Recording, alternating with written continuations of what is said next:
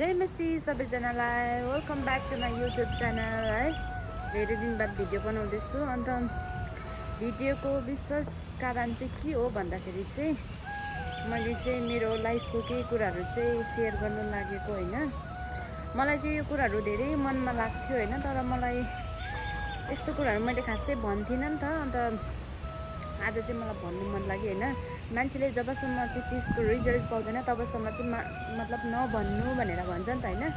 अनि त्यसै कारणले गर्दाखेरि चाहिँ आज चाहिँ मैले रिजल्ट पाएको जस्तो फिल भएको छ मलाई होइन। अन्त तपाईँहरूले देख्न सक्नुहुन्छ होइन, मैले ब्रेसेस लगाएको छु। अन्त मेरो चाहिँ भन्नुमै भन्दाखेरि चाहिँ कति 15-16 वर्षसम्म चाहिँ मेरो यो अगाडिको दाँतमा चाहिँ कुनै पनि ग्यापहरू आएको थिएन नि त होइन। अन्त त्यहाँदेखिको अचानक चाहिँ जब म 17 इयर्स प्लस 18 हुँदै गयो होइन, मेरो चाहिँ यहाँ बिचमा इन्डिया गेट जस्तो हुनु थाल्यो नि त। अन्त मान्छेले चाहिँ मलाई धेरै कस्तो क्या मतलब डोमी हान्थ्यो, बिल्ला हान्थ्यो होइन। अब मलाई चाहिँ यस्तो लाग्थ्यो बिल्ला हानेको होइन, मलाई चाहिँ मजाक गरेको। तर त्यो मजाकमा मान्छेलाई कति नराम्रो लागिरहेको हुन्छ नि त होइन। मलाई चाहिँ त्यस्तो हुन्थ्यो। अब अरूलाई पनि त्यस्तै हुन्छ होला, कतिवटा आफ्नो शरीरमा कमी कमजोरी छ भने त्यस्तै हुन्छ होला होइन। तर मलाई चाहिँ साँच्चै भनेको एकदमै नराम्रो लाग्थ्यो होइन। कतिजना साथीहरूसँग हिँड्दाखेरि भयो होइन, हाँस्दाखेरि भयो, अचानक मान्छेले याद गर्दाखेरि तिमीलाई त त्यस्तो पो रहेछ त है भनेर भन्थ्यो नि त। अन्त के गर्नु है, त्यति बेला त अब पैसा रुपियाँ पनि कमाउँथिनँ होइन। अब अहिले पनि खासै राम्रो त कमाउँदिनँ, तर पनि आफूलाई जति सक्दो चाहिँ गर्न सक्छु भने त्यस्तो कमाइ चाहिँ गरेको जस्तो लाग्छ होइन। अन्त म चाहिँ उनीहरूको लागि चाहिँ यो भिडियो बनाएको हो होइन। मान्छेको शरीरमा कतिवटा प्रब्लमहरू हुन्छ होइन, मान्छेलाई मुखैमा चाहिँ भन्नु हुँदैन जस्तो लाग्छ है। जस्तै मैले यो चिजहरू चाहिँ मैले फेस गरेँ होइन। त्यो चिजहरू धेरैले पनि फेस गरेको होला होइन। तर एउटा अहिले यो जमानामा चाहिँ के भएको छ भन्दाखेरि चाहिँ नि, औरतै औरतको दुश्मन भन्छ नि। मैले चाहिँ त्यस्तो चाहिँ होइन है, तर मान्छेले मान्छेको दुश्मन भने जस्तो चाहिँ मेरो लाइफमा चाहिँ भएको जस्तो लाग्यो होइन। अन्त मलाई चाहिँ कस्तो मन पनि दुख्थ्यो एक प्रकारको होइन। मान्छेको अगाडि खुलेर हाँस्नु पनि सक्थिनँ होइन। कस्तो नराम्रो लाग्थ्यो कि अब मान्छेले प्याच्चै भनिदिँदा पनि अब मनमा कति असर पर्छ उनीहरू त मजाक हाँसी मजाक उडी मजाक भन्ने यस्तो प्रकारले भनेर मजाक गरिदिन्थ्यो नि त। अन्त त्यसै कारणले गर्दाखेरि मलाई चाहिँ आज चाहिँ भिडियो बनाउनु मन लाग्यो होइन। त्यो मनमै परेको धेरै वर्षदेखिको मनमै परेको कुराहरू चाहिँ आज मैले चाहिँ मेरो युट्युब च्यानलमा सेयर गर्दैछु होइन।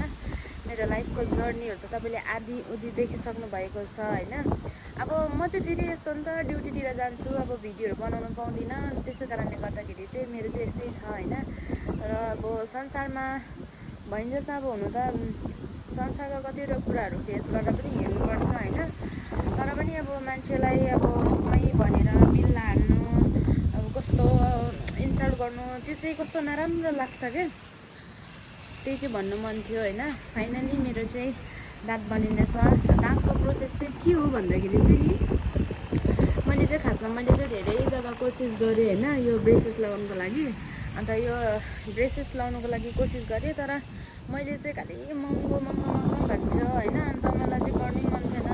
अब मेरो त्यति औकात पनि भएन भनौँ न होइन। अन्त त्यतिको फाइनली मैले चाहिँ अनलाइनमा मेरो नम्बरहरू चाहिँ मैले चढाएको थिएँ नि त। अन्त मलाई फोन आयो, अन्त क्लिनिकमा भिजिट गरेँ होइन। भिजिट गरेर मलाई राम्रो पनि लाग्यो। अहिले त यस्तै 10th मन्थहरू जस्तो भयो होइन। अहिले चाहिँ डक्टरले चाहिँ भनेको होइन, जब इन्डिङको टाइम हुन्छ तब चाहिँ यो ब्रेसेसले चाहिँ काम गर्छ भनेर भन्दै थियो नि त। अन्त एकैचोटि गऱ्यो भने चाहिँ दाँतहरूलाई असर पर्ने काम हुन्छ भनेर चाहिँ भन्नुहुँदैछ नि त डक्टरले। अन्त अहिले चाहिँ म एकदमै खुसी छु होइन। मेरो दाँत पनि बनिएको छ।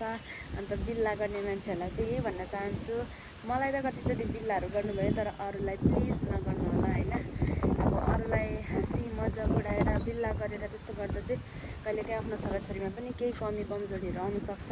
ठुलो भएपछि जस्तो मेरो जीवनमा आयो यो चिज होइन। यो त अब प्रकृतिकै हो भनौँ न होइन। जन्मै त्यस्तो हो भन्नु पनि कसरी, बिस्तारै त्यस्तो भएको नि त। त्यसै कारणले गर्दा यो चिजहरू चाहिँ मनमा लागेको